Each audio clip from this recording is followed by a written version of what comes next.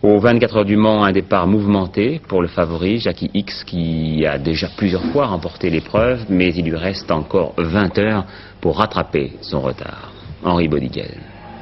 Il est 16h exactement quand les 52 concurrents s'élancent pour le départ de ces 51e 24 heures du Mans. Jackie X, fort de ses 249 km/h de moyenne aux essais, occupe la pole position. Il partage la première ligne avec la Lancia d'Alboreto et Fabi, tandis que Joran Mas sur la Porsche numéro 2 est en deuxième ligne en compagnie de la deuxième Lancia pilotée par Ghinzani. Suit derrière un impressionnant peloton d'une dizaine de Porsche officiels et privés.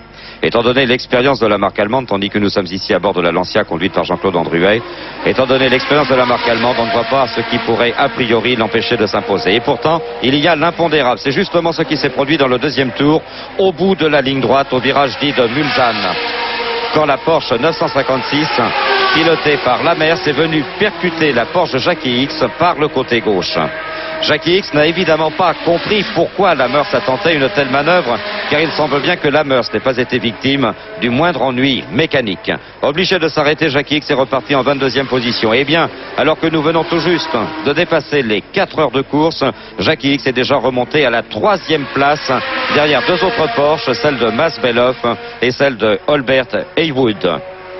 La première Rondeau, celle de Jean Rondeau lui-même et de Ferté, est 10e, tandis que la première Lancia, celle de Jean-Claude Andruet, nous étions à bord tout à l'heure, et bien cette Lancia, elle est 12e.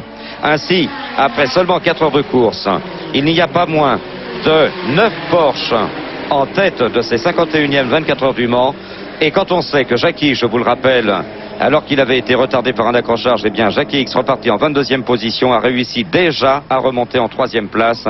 Eh bien on ne voit effectivement pas ce qui pourrait cette année empêcher Porsche de s'imposer et de renouveler son triplé de l'an dernier. Voilà Patrick. Merci Henri.